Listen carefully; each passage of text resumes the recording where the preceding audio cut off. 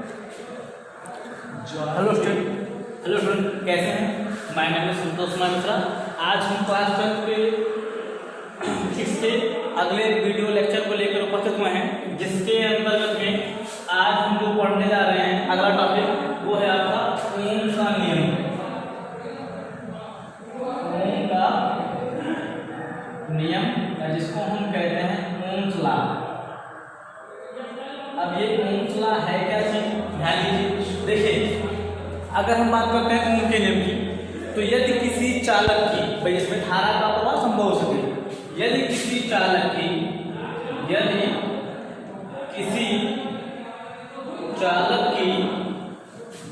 भौतिक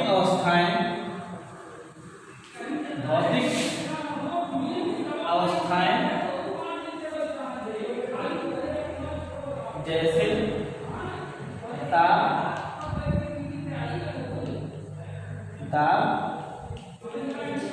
आदि अपरिवर्तित रखी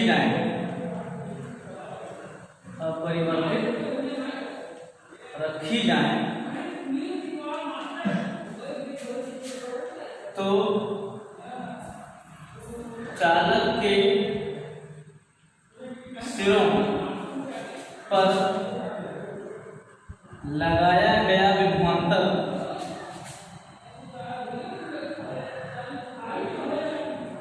उसमें बहने वाली धारा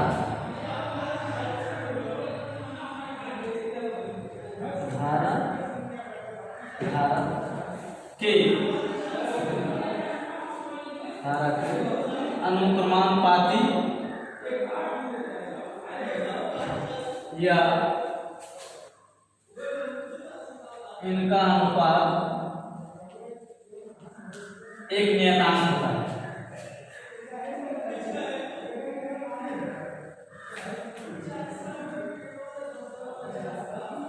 ये हो गया, ठीक। अर्थात सीधी सी बात, यदि किसी चालक की, मैं बोल रहा हूं में, यदि किसी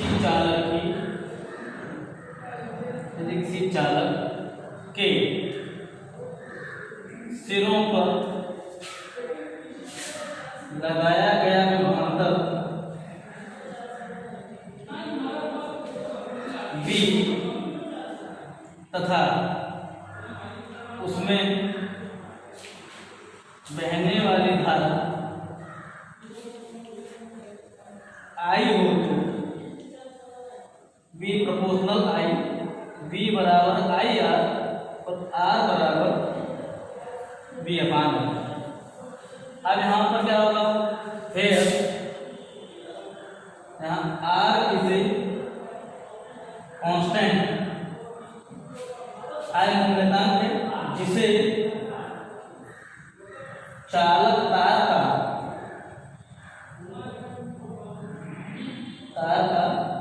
प्रतिरोध कहते हैं। ये हो गया। अब यहाँ पर R क्या है, प्रतिरोध है। तो बात हमें देखिए, यहाँ पर हम प्रतिरोध के बारे में जान लेते हैं। उसका मात्रा क्या होता है, उसका विमीय सूत्र क्या होता है। देखिए, अगला जो आपका टॉपिक है इस संदर्भ में वो है चालक, मतलब प्रतिरोध R का मात्रक तथा विमीय सूत्र। चूंकि आपको पता है कि क्या होता है, देखिए भाई, ओम के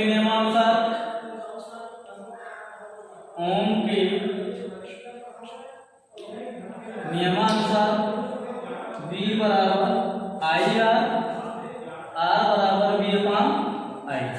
अब यहाँ पर अगर हम बात करें विभव की, तो विभव का मात्रा क्या होता है, वोल्ट, धारा का होता है एम्पियर। आपको पता रहे कि वोल्ट रुपये में मात्रा होगा, लेकिन 1 ओम बराबर होता है 1 वोल्ट प्रति एम्पियर। अब इसका मतलब ये हो गया कि 1 ओम जो मात्रा दिया गया है वो किसके बराबर होगा, 1 वोल्ट प्रति एम्पियर। और ओम कैसा है, ओम इसका प्रतिरोध मात्रक है, ठीक है, जिसको हम SI यूनिट में हम यूज भी करते हैं। अब यहाँ पर इसका क्या निकाल लेते हैं, विमीय सूत्र, डायमेंशन। तो विमीय सूत्र बराबर बात करते हैं V की, तो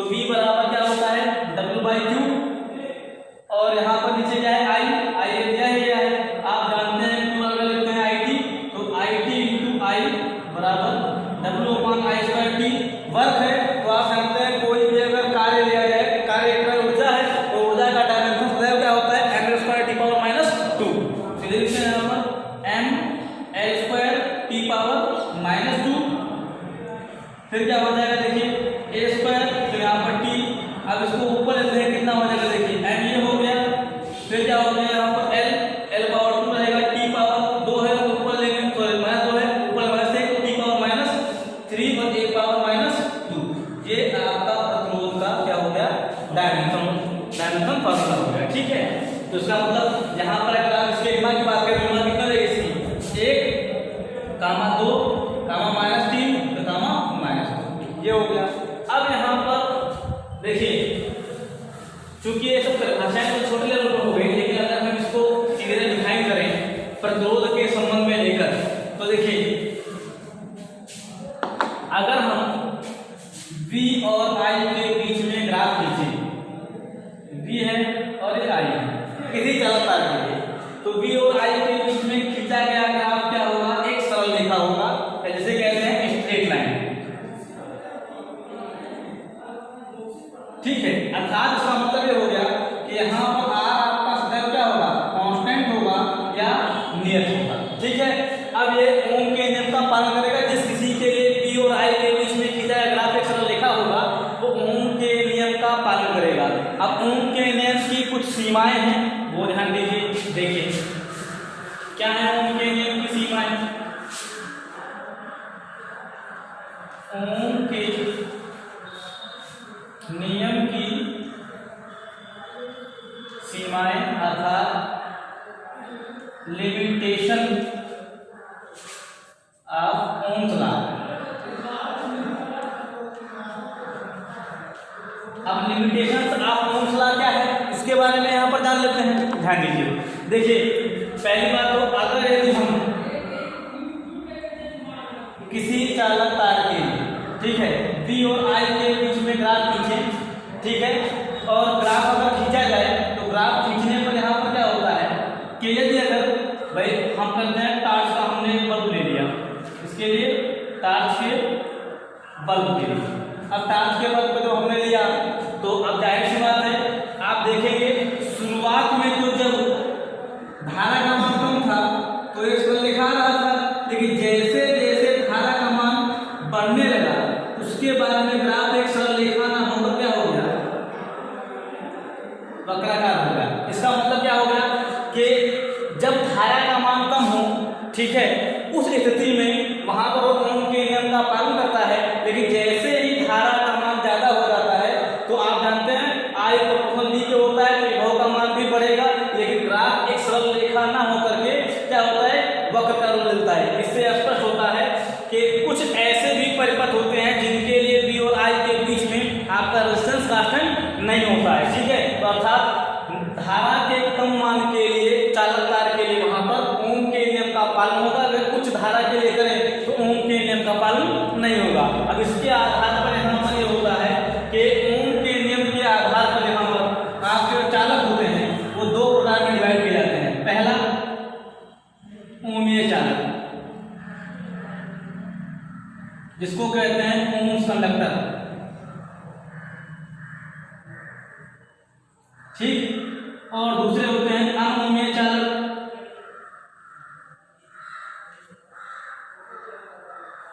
जिसे कहते हैं नॉन ओम्स कंडक्टर।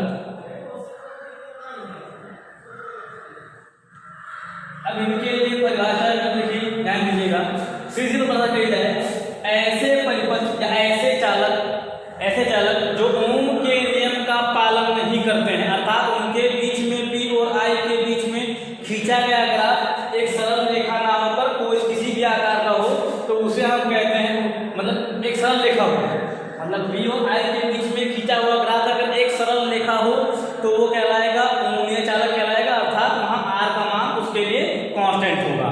ठीक है, और ऐसे प्रतिरोध को हम ओमीय प्रतिरोध भी कहते हैं।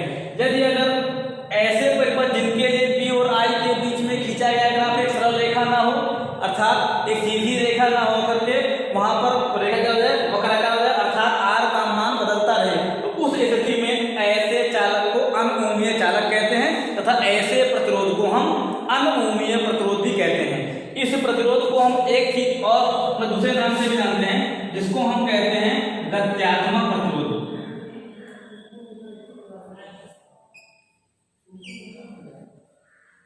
सीधे कहा जाता है डायनामिक रेजिस्टेंस।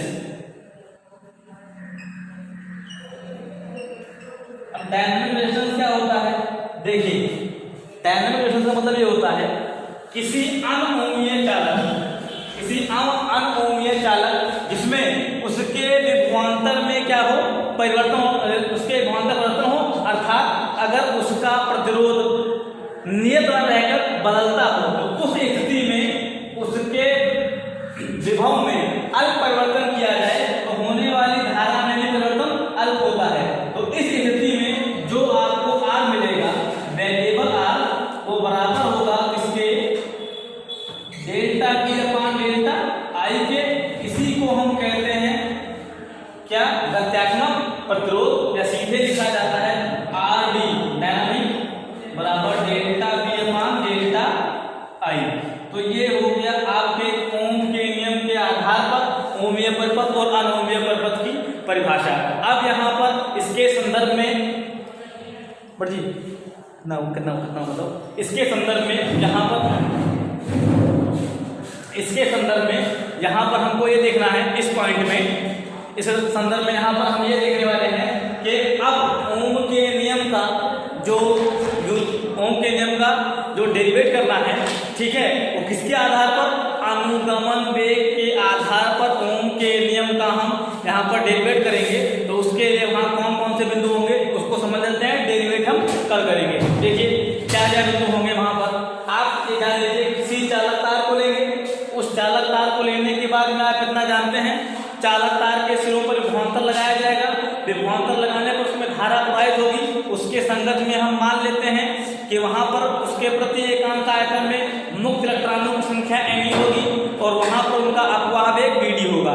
तो अर्थात बहने वाली धारा I बराबर MEABD के टर्म में लिखा जाएगा। फिर उसके बाद में आप जानते हैं कि अगर चालक के सिरों पर विभवांतर लगाया गया है और चालक की लंबाई L है तो वहां पर उत्पन्न होने वाला वैद्युत क्षेत्र क्या होगा, E बराबर V/L होगा। ठीक, ये होगा दूसरा समीकरण। तीसरा, जब वहां पर इलेक्ट्रॉन मूव करेंगे उस वैद्युत क्षेत्र में तो वहां पर क्या हो जाएगा, उस वैद्युत क्षेत्र के संदर्भ में उस इलेक्ट्रॉनों पर क्या पड़ता है, इलेक्ट्रॉन पर बल लगेगा। ठीक है, तो बल F बराबर क्या लिखा जाएगा, QE, क्योंकि एक इलेक्ट्रॉन की बात की जा रही है तो क्या हो जाएगा, स्मॉल e और e हो गया। अब चूंकि e का मान जो हम निकाले हैं E बराबर V/L, उसको वहां पुट कर देंगे। इसी प्रकार से अब प्रत्येक इलेक्ट्रॉन पर उस वैद्युत क्षेत्र में कितना त्वरण उत्पन्न होगा उस त्वरण को निकाल लेंगे। तो क्या होगा, A बराबर F अपान M। तो F का मान जो निकाले हैं उसको वहां पुट करेंगे, हमको त्वरण का मान मिल जाएगा। अब यहाँ पर ध्यान दीजिए, जब हमने उस चालक को वैद्युत क्षेत्र में हमने बैटरी से जोड़ा, तो बैटरी से जोड़ने से पहले उस चालक में जो वहां पर उनके इलेक्ट्रॉन से उनका उसमें वेग क्या था, U1 था। जब हमने उनको बैटरी से जोड़ दिया तो उस समय उनका वेग क्या होगा, उस समय a टाउ होगा, अर्थात उनका वेग क्या हो जाएगा, U1 plus U plus a tau. अगर मान लें ऐसे n कण हैं तो क्या हो जाएगा, U plus a tau 1, U plus a tau 2, U plus a tau 3। तो मान लेते हैं ऐसे हो गया। लेकिन आप जानते हैं कि जब बैटरी नहीं जुड़ती है तो उससे पहले उनका औसत उसमें भी क्या होगा, 0 होगा। तो U का मान 0 हो जाएगा, बचेगा क्या हमारा, a टाउ। अर्थात जो अनुगमन होगा वो a टाउ के रूप में प्राप्त होगा। और अनुगमन वेग में हम क्या करेंगे, वहां पर a का मान पुट कर देते हैं, bd मिल जाएगा। वो जो पहला समीकरण था उसमें हम उसको पुट करके वहां पर v और I के पदों में लेकर के r के मान को हम प्राप्त कर लेते हैं और इससे ओम के नियम की व्युत्पत्ति हो जाती है। अब इस डेरिवेट को हम कल करेंगे। ठीक है, जो चीजें ना समझ में कमेंट में पूछिएगा। Thank you watching.